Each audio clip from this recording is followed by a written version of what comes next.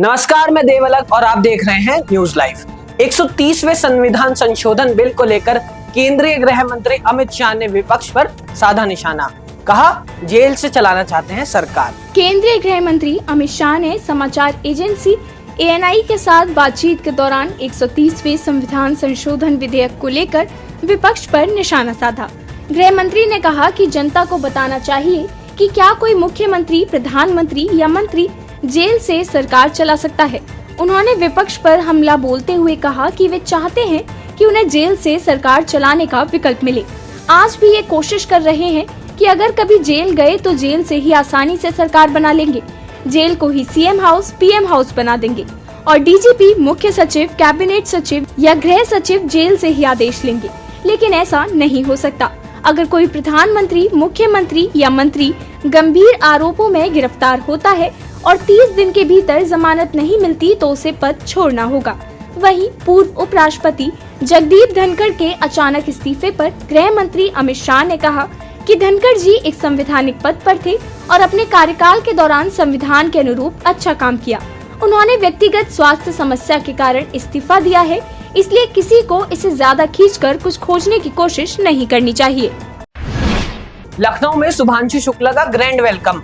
Airport पर deputy CM Brajesh Pathak ने की अगवानी। अंतरिक्ष यात्री ग्रुप कैप्टन शुभांशु शुक्ला आज अपने गृहनगर लखनऊ पहुंचे। इस दौरान एयरपोर्ट पर डिप्टी CM ब्रजेश पाठक, लखनऊ की मेयर सुषमा खरकवाल समेत कई नेताओं ने शुभांशु की अगवानी की। डिप्टी CM ब्रजेश पाठक ने कहा कि आज लखनऊ के लिए बहुत बड़ा दिन है। भारत के सपूत, लखनऊ के सपूत ने लखनऊ में कदम रखा है। शुभांशु शुक्ला एयरपोर्ट से निकलकर आगे बढ़े तो रास्ते में स्कूली बच्चों ने सड़क किनारे खड़े रहकर उनका अभिनंदन किया और आसपास का इलाका भारत माता की जय के नारों से गूंजता रहा। यहाँ से शुभांशु शुक्ला गोमती नगर स्थित सिटी मॉन्टेसरी स्कूल पहुँचे, जहाँ बच्चों ने उनका ग्रैंड वेलकम किया। शुभांशु शुक्ला ने कहा कि अंतरिक्ष यात्रा पर जाने से पहले स्पेस और इंटरनेशनल स्पेस स्टेशन के बारे में काफी कुछ जानने और सीखने को मिला। शुभांशु ने विश्वास जताया कि 2040 तक हम जरूर अंतरिक्ष में अपने साथी को भेजेंगे। उनमें से आप में से भी कोई हो सकता है। शुभांशु शुक्ला ने मुख्यमंत्री योगी आदित्यनाथ से भी मुलाकात की। CM रेखा गुप्ता की सुरक्षा से हटा CRPF का दस्ता। दिल्ली पुलिस ही देगी सिक्योरिटी। दिल्ली की मुख्यमंत्री रेखा गुप्ता की सुरक्षा अब दिल्ली पुलिस ही करेगी। केंद्र सरकार ने उनकी सिक्योरिटी की जिम्मेदारी CRPF से वापस ले ली है। दिल्ली पुलिस ने CM रेखा गुप्ता को 24 घंटे सुरक्षा सुनिश्चित करने के लिए विशेष व्यवस्थाएं की हैं। इसके साथ ही अतिरिक्त सुरक्षा बल तैनात किए गए हैं। दरअसल बीते दिनों आवास पर साप्ताहिक जन सुनवाई कार्यक्रम में CM रेखा गुप्ता पर हमला हुआ था। हमले के अगले दिन केंद्रीय गृह मंत्रालय ने मुख्यमंत्री को Z कैटेगरी प्रोटेक्शन देने का CRPF को आदेश दिया था, लेकिन अब यह सुरक्षा वापस लेकर फिर से दिल्ली पुलिस को जिम्मेदारी सौंपी गई है।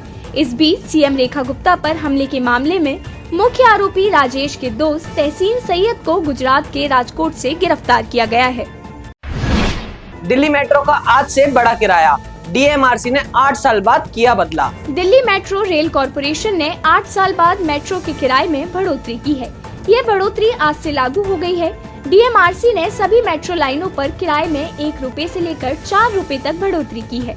हालांकि एयरपोर्ट एक्सप्रेस लाइन पर बढ़ोतरी 1 रुपए से 5 रुपए के बीच की गई है। किराए में इस बदलाव के बाद अब दिल्ली मेट्रो का न्यूनतम किराया 11 रुपए और अधिकतम किराया 64 रुपए निर्धारित किया गया है।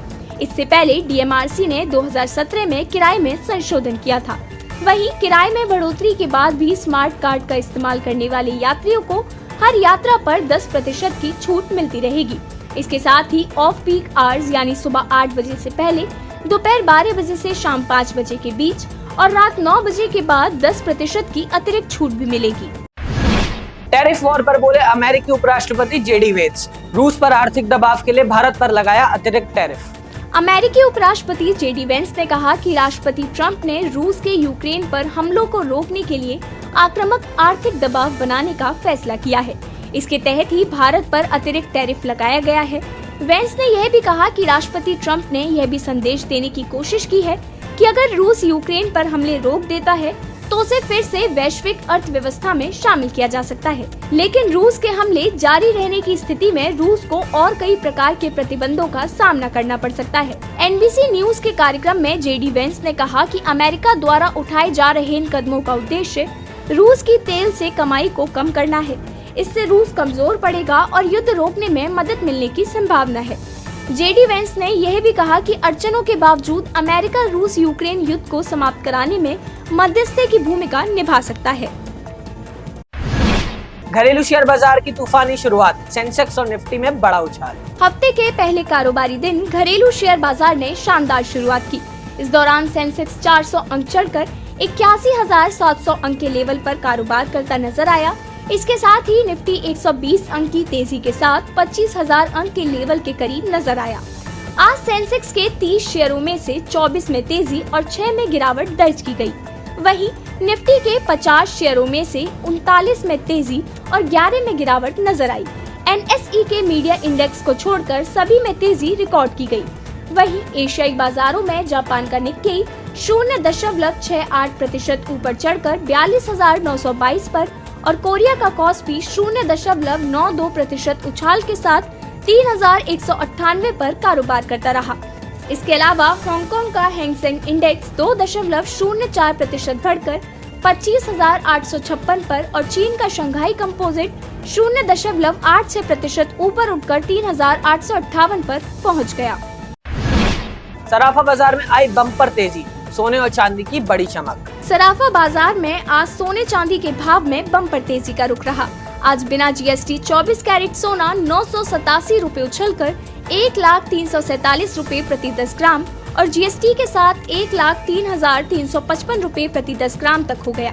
इसके साथ ही चांदी बिना GST 1,16,533 रूपए प्रति किलोग्राम पर पहुंच गई, जबकि GST के साथ चांदी का भाव 1,20,028 रूपए प्रति किलोग्राम हो गया।